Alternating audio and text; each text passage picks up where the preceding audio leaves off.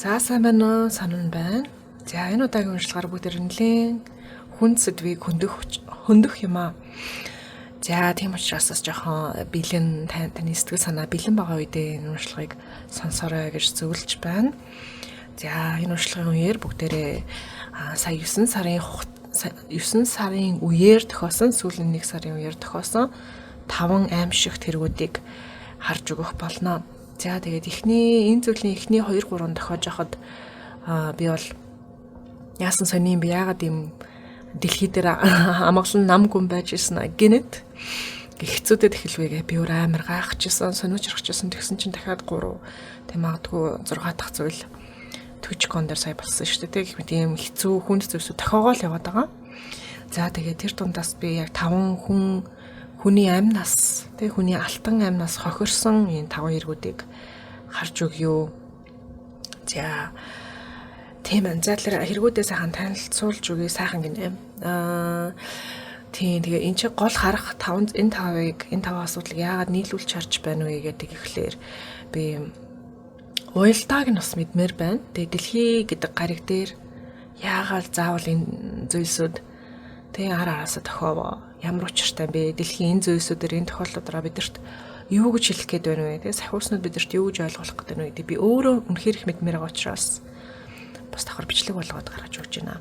За эхний энэ хэрэгүүдээ 3 гадаад хэрэг 2 Монголд болсон хэрэг байгаа. Тэгээ яг би танилцуулахдаа би яг өөрөө дуулж олж мэдсэн дараалалаараа танилцуулах болно. За эхнийх нь болохоор Charlie Kirk гэдэг гадаад одоо улс төрч билүү ингээд юм кампайн нэртэй тэг ингээд нөлөө бүхий хүн ярилцлага хийж авч яваад тайзан дээр байхад нь shooter тэг снайпер хүн буудаж хөнөөс ийм асуудал үүссэн. Тэгээ нүуний Америкийн left wing right wing гэдэг тэ барууныхан зүүнийхэн монголоор баруун зүрийн одоо юу гэж орчуулт юм бол уучлаарай. Би алдчихгүй монгол хэлэндээ жоохон таарах. Тэгээ би монгол сургуульд байгаа сураг болохоор жоохон монгол хэлэндээ алдчихгүй таарах. Тэгээ чадхаараа хичээсээр хагаад монгол хэл сайжирсан байгаа хэмжээ маань энэ юм шүү уучлаарай. За ойлгоно гинэ. Амар яжилж байгаа юм шиг илчлээ уучлаарай. Яана. Тэгээ нэлээд хүнд ууршлаг болох гэдэг болохоор би яс жоохон сандраад ах шиг байна. За окей. 2 дахь тохиосон хэрэг болохоор Улаанбаатар хотноо тохиосон 16 настай охины хэрэг. За бүгдрээ мэддэг шүү дээ шинэ царай охины хэрэг байгаа. Энэ охины талаар би уншлага хийсэн. Тэг зөндөө юм олж харсан. Тэгээ олж харснаасаа бүгдийг нь биш, заримыг нь би ягаан хурдгээ подкаст дээр жижигхэн суваг дээр ярилцаж оруулж өгсөн байгаа. Уншлагын талаар биш, ойлгож олж авсан зүйлсүүдээ хуваалцсан байгаа. За миний дуулсан 3 дахь хэрэг нь болохоор Дэвид гэдэг гадаад рэперийн машиныхан Tesla машиныхан багажнаас Celeste гэдэг 14 настай охины биеийг олцсон тий танигдахгүй болсон биеийг олцсон. Тэгээ энэ хоёр тэгээд Celeste 11 настай байхаас хойш энэ хоёр үерхсэн үү харилцаанд орсон уу гэсэн сэжвэрүүд байгаа. Тэгэхээр Дэвид гэдэг рэпер нь pedophile байсан гэсэн үг тий. Тэгээд жоохон охиныг хөнөөсөн байна. Энэ охины хадлаарч гэсэн зөндөө дуу гаргаж бичсэн байсан. За 4 дахь хэрэг нь болохоор тариалансан хөвсгөлийн 2 настай хүү. Тэ алга болсон. Тэгээд хүү олдсон шүү дээ. Гэтэ амьд биш. За энэ дээр бас би өөрөө хувьдаа уншлага хийсэн. Ганцаараа булганаад уншлага хийсэн. Булганаад гэжлэх нь амар буруу явуучлаарай. Уншлага хийсэн. Бичлэг хийхгүйгээр тэгээд надад харагдсан зүйлс гэвэл сонирхолтой юмд харагдсан. Тэрийг бас хуваалцсан. За хамгийн сүүлийнх нь болохоор Human Long гэдэг хятад жүжигчин 5 давхар байшингаас унаад нас орсон сайхан тохиолсон.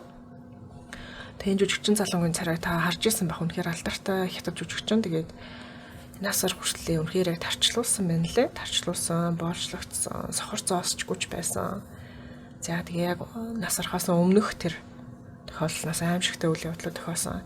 Энээс болоод хятадын тэнгэр хэдэн өдөр дараалаад ингээ өөлж байгаа юм шиг эсвэл хүмүүс ингэж хурцнуудээр ширтэж байгаа юм шиг тэнгэрийнх нь үүл нь амар болсон гэдэг. Тэнлэр үнэхээр сүнслэг энергитэй юм санаачин зүйл тохиосон байгаа. За хамгийн ихэнд бүгдээрээ 9 сард юу тохиолсон бэ? Яагаад энерги яагаад ийм хүнд байсан бэ гэдэг хариултыг нь хараад тэгээд хэрэг бүр дээр бүгдээрээ харцгаая. За. 9 сарын энерги яагаад хүнд байсан бэ?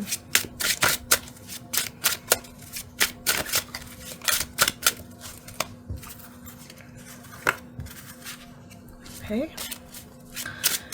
Хичээл зүтгэл өөрийгөө батлах. Тэг одоогоор санчрын ухралт тохиож байгаа бас илхэн зүйтэй баха. Санчрын ухралт. Санчир гарга нь өөрөө нэлээд биш хамгийн хатуу гараг. Хамгийн хатуу гараг. Яг л нөгөө хэцүүдх юм бол те баларх юм бол өхлийг учруулдаг, зовлон учруулдаг. Их цэвэрлэгийг авчирдаг. Тийм гараг болмоо. Хохирогч гэдэг энерги гарч ирж байна. Вау, шууд хохирогч 8-ын элд хохирогч. За хохирогчийн энерги идэвчжээ 9 сард. Ялтчгүй. Хохирлын энерги хохирогч хүний хохирогчийн үзэл бодол тий хохирогч гэдэг юм энерги идэвчсэн байна 9 сард. Энэ бол шууд хамгийн ихний хөзөр байна. Боломжгүй болсон тий бас өөр боломжгүй болсон, чадахгүй болсон. Мөрөөдөл бол мөрөөдөл төдий гэж бодох тий яг аз жаргалтай амьдралаа яг өөрийн хүсэж байгаа амьдралтай хүрэх бол бодит зүйл биш мөрөөдөл төдий өөрөө болгодог чаддаг зүйл биш гэсэн юм нэр гарч ирсэн байна.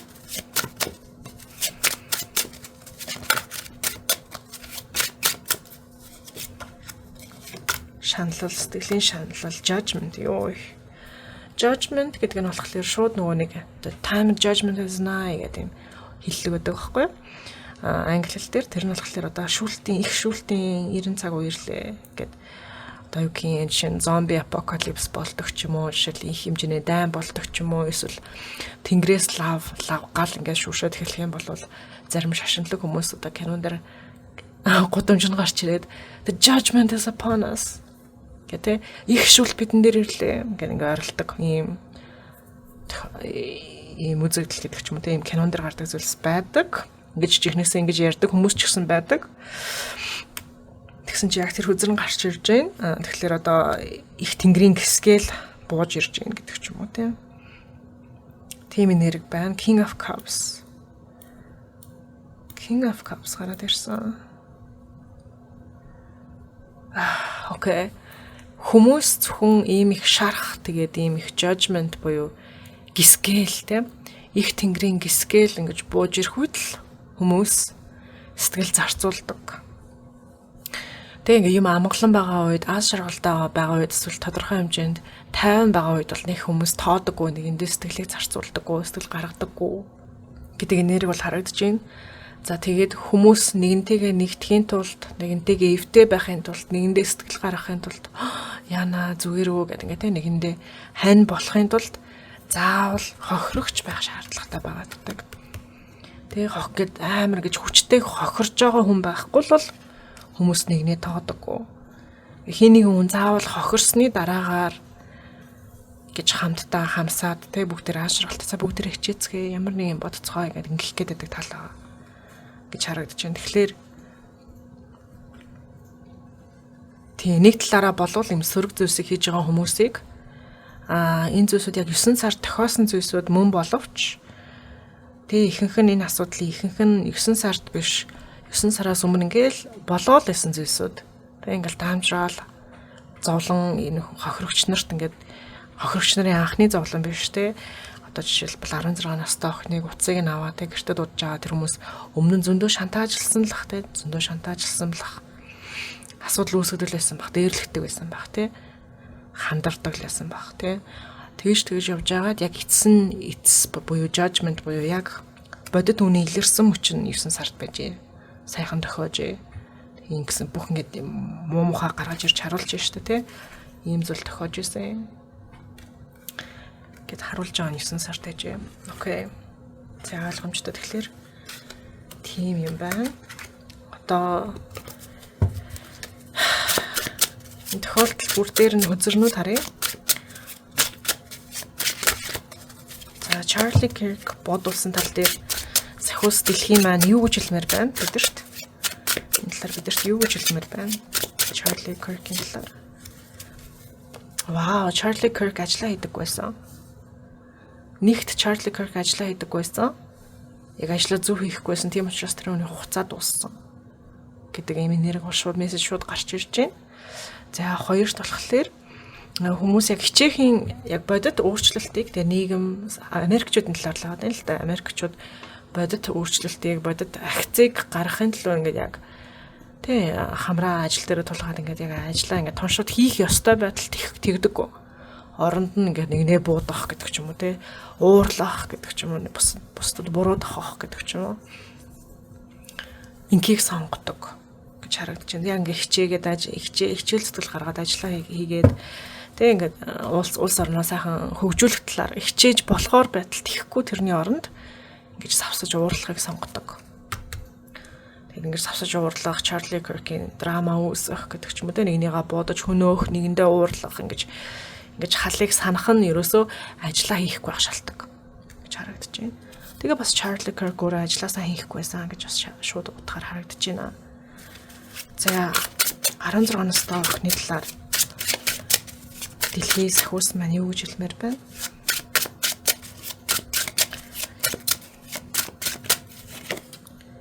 Lovers доошоорс. Кармик харилцаа. Кармик харилцаа гэхэлэр зөв буруу. Охин хайрыг өөр зүйлээр андуурсан байсан. Хайр угаасаа өвддөг. Энэ хүн надад хайртай. Тэгээ надад хайртай байхлаарээ л чааваас ингэж байгаа гэж бодсон байна охин. Тэ? Дэ 16-наас охины хэрэг дээр чинь 4 гэмт хэрэгтэй байгаа шүү дээ.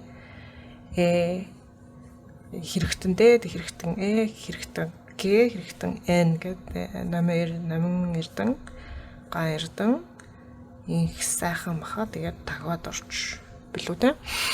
Ингээд юм 4 хэрэгтэн байгаа. Тэгээ энэ уншлагаараа бас хийж байгаа шалтгаан нь энэ хэргийг мартуулахгүй байхын тулд сэргээхийн тулд бас энэ уншлагыг давхар хийж өгч байгаа.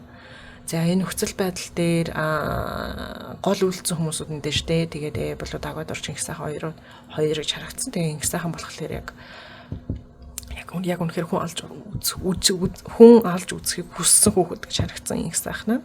Дагаад орж болохоор зүгээр цөхөрсөн байсан учраас өөрийнхөө цөхөрлийг бусдад тараах гад гэд хүмүүсийг хохироод яваад байсан гэж харагдсан. Тэгээ ган эрдэн намын эрдэн хоёр бол би тэр хоёрын энергийг их ухаж хармааргүй байсан. Тэр хоёр хүмүүс бол би яасан гэсэн энерги харагдаадсан. Би тэгээ тим энергийн дургу болохоор ухаж хараагүй. За тэгээд охин болохоор шинэ сарын охин маань болохоор тийм хайрыг буруугаар ойлгосон тал бол байж тий. Энэ хүн надад хайртай байна, надад краштай байна. Тэгээд краштай болохоор ингээ намайг зовоогоод байгаа юм байна. Яасан хэцүү юм бэ? За гэж бодож иж. Гэхдээ яг үнэндээ тэр нөгөө хүмүүс эсвэл дагваад орж тий.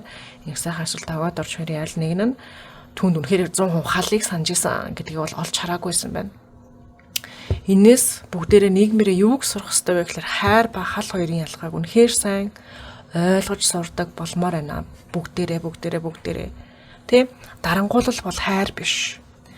Тэгээ өөрчн өгдөлээ юм харамлах биш юу гэвэл хардах гэдэг дээ шүү дээ. Хардах бол хайр биш.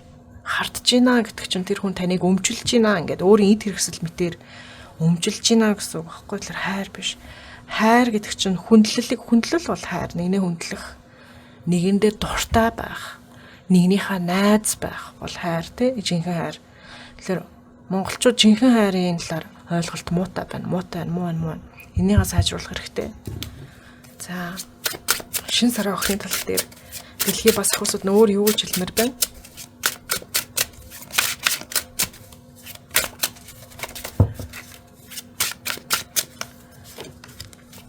King of Swords.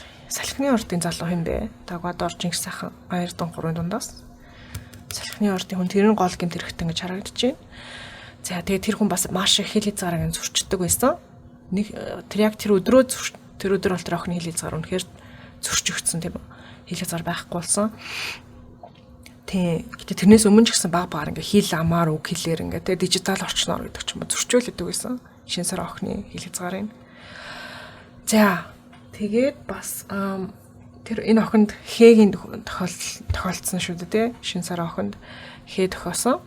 Тэгээд энэний хүрээнд би хүмүүст юу гэж хэлмээр байна, сахиус нь надаар дамжуулж юу гэж хэлмээр байна гэхээр гэр бүлийн харилцаанд, хосын харилцаанд маш их тохиодог. Хамгийн түгээмэл тохиодог гэдгийг би хэлж өгье, сануулъя. За яагаад тэгдэг вэ гэхээр нэг нь шахаал байдаг те альвэ ингэж хэл та тэгч хэл та шахаал байдаг. Нөгөөх нь үгүй хүсэхгүй байна гэж байгаа. За гэд бэлгийн харилцаанд орж ивэл энэ хээ байсан уугүй юу? Эргэлзээтэй болоод эхэлж байгаа. Тэг хээ байх магадaltaй болоод эхэлж байгаа гэсэн үг. Эсвэл үнэхээр хүсэхгүй шүү дээ. Болиод байгаа юм шүү гэж хахад хүчилсээр ингээ болгочих ивэл энэ бол хээ мөн. Хичнээн дараа нь эвлэрээд окей болж байгаа ч гэсэн хээ тохиосон бол мөн гэж тооцогддог. За бас хань ижил нь унтчихахт нь тэ сэрүүн биш ахт нь зөвшөөрлийн аваагүй өмнө нь зөвшөлтцөөгүй байжгаад би чамайг унтчих чинь ингэж болох уу гэдэг ингээ тэ зөвшөлтцөл аваагүй болвол энэ бол хэмэн байдаг. За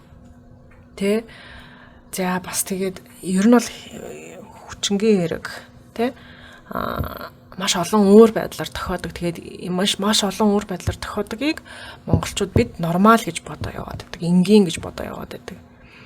Эмэгтэй нөсгөө байхад эрэгтэй ингээл чичирсээр байгаа дайрсаар байгаа гэдэг ч юм уу. Эсвэл эрэгтэй эсвэл нөхөр нь те хоёлаа суудсан юм чи миний ихнэр юм чи би яаж ихнэрээ авчин тхий гэдэг ч юм уу те. Үгүй дотн ах тусам хүндлэл ихсэх ёстой. Дотн ах тусам илүү болгоомжтойгоор ингээд те эвтэй байх хэрэгтэй байхгүй юм чи нэгэндээ найзууд байх хэрэгтэй байдаг байхгүй юу. Тэрийг энэ бол хил хязгаарын асуудлыг ба хайрыг хал гэж боддогтай андуурлыг ил болгосон байна. Шин сарын охины асуудал. За рэпер Дэвид Басилист хоёрын асуудлыг харъя. Энэгээр дэлхийд сахиус нь юу гэж хэлмээр байна вэ?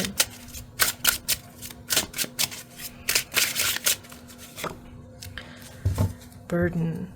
За тэгэхээр энэ рэпер Басилист хоёрын асуудал дээр болвол рэпер нь за энэ охин арай л дараатай байна, арай л ачаатай байгаад байна, арай л ядаргаатай байгаад байна гэл болцсон гэж харагдаж байна. Яг үннийг хэлэхэд хэрвээ энэ хэргийг дагж ирсэн хүмүүс байгаа бол Дэвид Селест айгу хайртай, эцэг хүртэл хайрлсан.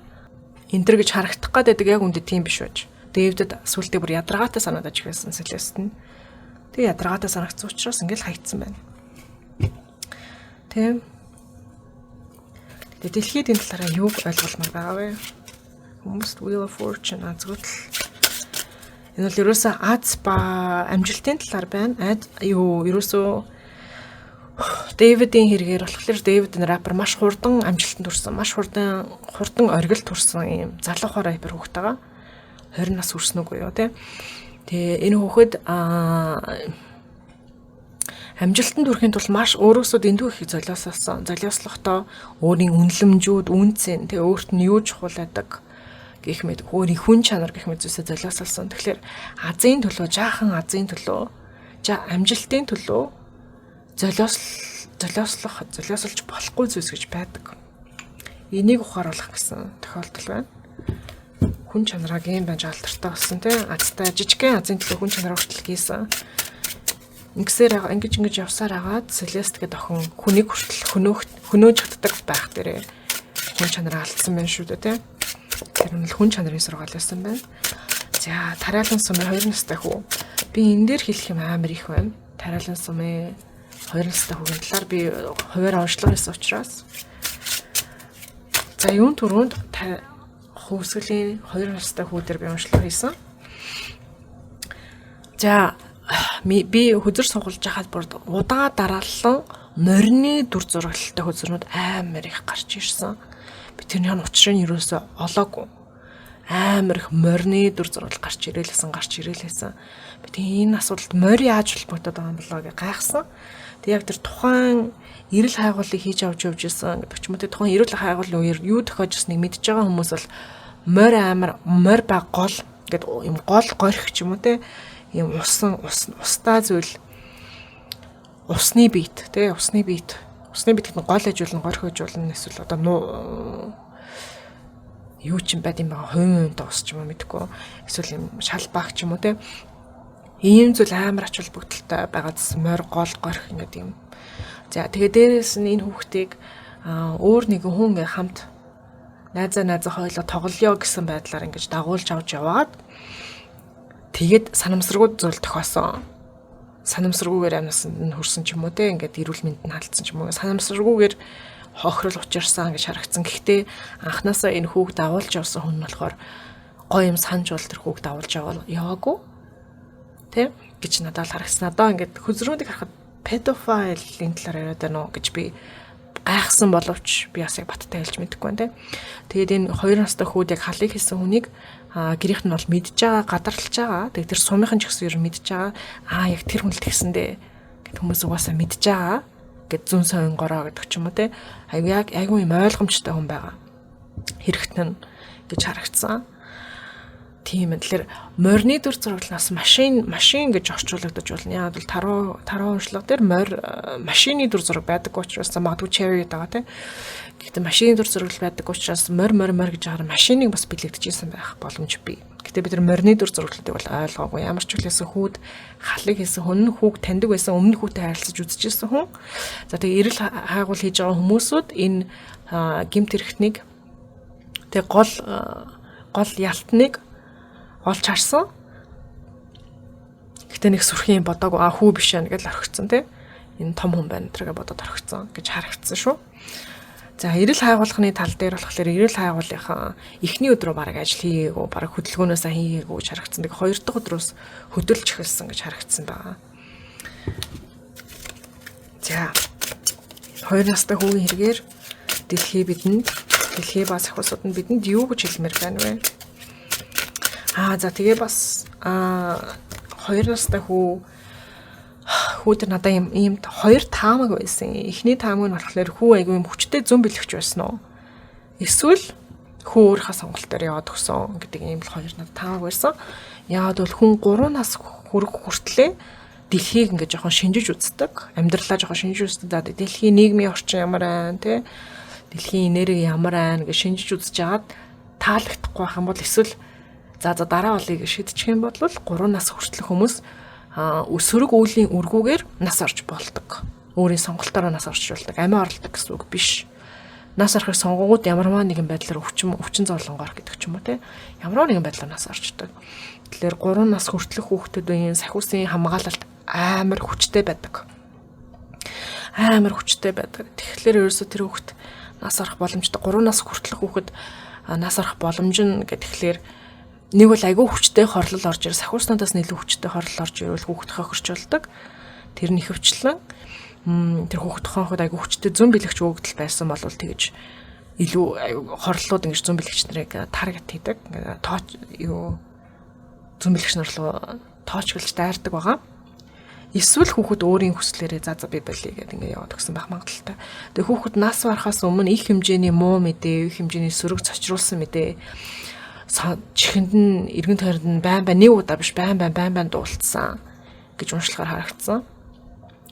Тэгэхээр яавч хоёрно гэдэг ч юм уу гэрийнх нь хажууд нь сөрөг мэдээнүүдийг ярьсан уу магадгүй шин сар охины мэдээ зурагт толгоноор ингээ яригадаад байсан уу гадуур ингээ гудамжаар явгад танихгүй хүмүүс л охин ингэчиж гэлгэл ярьдаг байсан уу эсвэл тэр хот нь амар юм зодон зохион ихтэй өмнө самуу ихтэй тийм хот байсан уу сумшд тариалан сум нь тийм байсан уу хөршүүд амар зодтолдож хэрэлдэж ууралддаг байсан гэж айгүй муу мухай зүйл эргэн тойронд болдог байсан уу тэр хүүхдийн хажууд тэр зүйлсийг олж харсан хүүхэд за энэ нийгэмжээ ер нь би айгүй онцгүй нийгэмд байгаад байгаа юм байна тэ гэд явах шидрийг бол гаргасан гэдэг хариулт гарч ирсэн зүүн бэлэгч байсан гэхээс илүүтэйгээр гэхдээ бас тэр магадлал байхгүй биш бол байх боломжтой.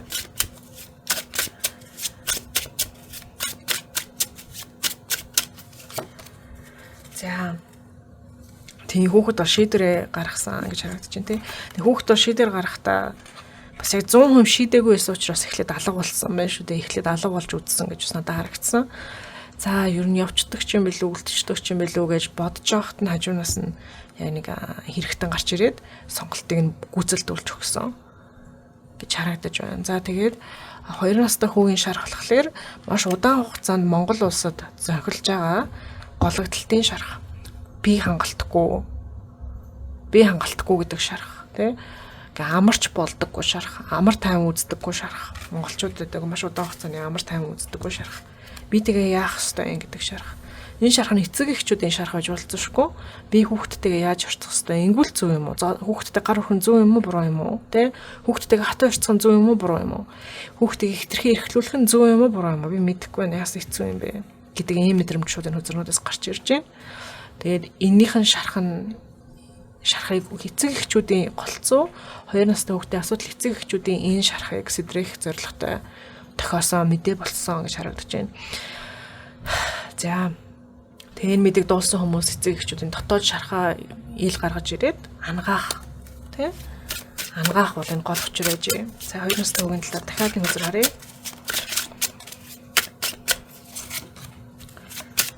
Тэг хэрүүл уруулын нэрэг үнэхээр ингээ хэрүүл уруул зөрчил ингээ ерөөсөө эвтэй байж чаддаггүй. Эцэг их нь хоорондоо эвтэй байж чаддаггүй. Эцэг их нь хоорондоо эвтэй байж чадахгүй бол тэр хүүхдтэйг бас эвтэй байж чадахгүй болчихно. Хоёрын тоонууд их гарч ирж байна те. 2 дээр 2 нэмээ 4-ийн тоо буюу гэр орон гал голомт гэдэг юм тоо болж байгаа харагдаж байна. Тийм маш их зөрчилтэй төлөвлөгөө баан солигдох те. Нэг бол цэцэрлэг хүүхдээ цэцэрлэгт явуулна, үгүй цэцэрлэгт явуулахгүй гэл ингэдэг. Ийм энерги, ийм асуудлуудыг сэдрэх зорилготой байна. Энэ асуудлуудыг сэдрээснээр эцэг эхчүүдийг тарчлаах гэсэн юм биш. Энэ угаасаа л энэ шарх угаасаа л таны дотор өдөр тутамд байдаг, өдөр тутамд таны гэр бүлийн харилцаанд нөлөөлөл байж байгаа. Тэгэд энэ 2 настай хүүгийн хэрэгээр энэ шарх нь ил болж гарч ирснээр суллагдах, энэ шархыг тавьж явуулах, мэдрээд дуусгах. Энэ шархаас ангижрах юм боломж үүсэж байгаа гэсэн юм шүү. Тэгэхээр бид нар мэдрээгүй байгаа шархнууд болохоор бидэрт ингээд хичнээн мэдрэгдэхгүй байгаа ч гэсэн амьдралд байнга нөлөөлөл 24/7 нөлөөлөл яваад байдаг байгаа шүү. За тийм ээ. За эцсийн хэрэг болохоор human law гэдэг нэг хятад жүжигчний хэрэг байгаа. Энэ маш алдартай жүжигчин. Тэгээд үнэхээр амар зүйлс тохиосон байлээ. Нэг парти ивентэрийн залууг дуудсан 16 хүнтэй. Тэгээд тэр парти дунд human law гэдэг залууг нөлөө бүхий хүнтэй, баян хүнтэй унтуулахыг шахсан. Бэлгийн харилцаанд оруулах гэж шахсан. Тэгээд human law бэлгийн харилцаанд орохгүйс учраас хөнөөсөн. За тэгээ бас human law энэ хүмүүсийн хэргийн ингээд булааг хэлчлэхээр хятадуудын баячуудын булааг хэлчлэхээр мэдээлэл цуглуулсан байсан USB энэ залууд байсан. Тэгээ тэрийг залхисан байсан. Залхицсан. Тэгээд эмчтэр очиод эмч нь болохоор ходоод басан тэр USB-г олж авсан боловч хятад даяар human law-ын талаар дурдсан пост болгоныг улсын өөрөө устгасан. Бүх сошиал одоо Facebook-ээр human law гэж бичих юм бол одоо Монголд төсөөлөх юм бол тэг ингээд нэг хэргийн талаар бичингүү шууд ингээд 1-2 секунд төр ингээд устгагдаад исэн.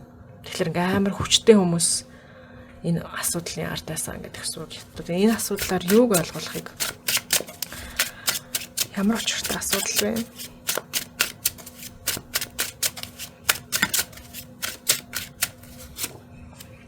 Queen of Swords. Хит их амбицтай байхын сөрөг нөлөө, хит амбицлэг байхын сөрөг нөлөө харуулсан байна те. Тэгээд амбиц дээрээ ийм хүсэл мөрөөдлөөр хөтлөгдсөн амбиц биш, зүгээр л би их юмд хүрэх юмсан, ихийг олох юмсан, агуу өндөрлөгт очих юмсан гэдэг ийм амбиц, ийм хүүтэн амбиц хүнийг өхөл төргөж болдог гэдэг ийм сургаал явж байна. Тэ? Та яг яагаад алдартай болмоор байгаа? Яагаад дуучин болмоор байгаа? Яагаад баян болмоор байгаа гэдэг юм бол энэ хүслийнх нь арт тийм чин сэтгэлийн энерги байхгүй болвол энэ дараа нь таны амьд хүрэх хэмжээнд хүртэл халтай байх боломжтой.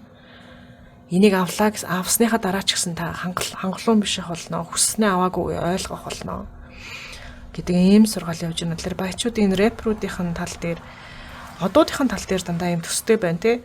Од байхын тулд, хангалуун байхын тулд, баян байхын тулд хүн чанараа Дэвид зарсан байна.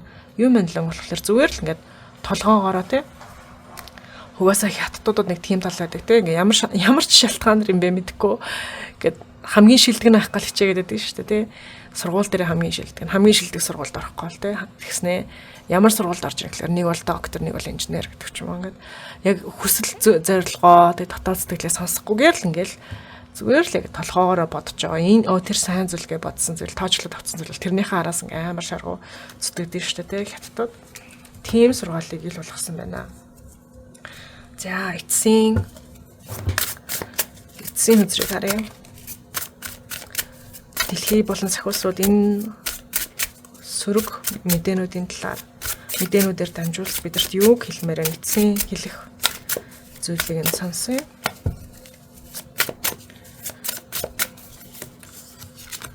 Lovers, Queen of Cups дэш гарч ирж байна. Тийм бол ерөөсөө нэгний хайрлаарай, өөрийгөө хайрлаарай, өөрийнхөө мэдрэмжийг гол нь хайрлаарай. Nine of Swords. Их стресстэй чаналж зовох шаардлага байхгүй юм шүү. Энийг тавьж явуулаарай. Хайрыг сонгоорой. The Lovers. Тэ өөрийгөө хайрлахыг сонгоорой, эргэн тойрныхаа хайрлахыг сонгоорой. Тэг бид нар бас тань таартай шүү.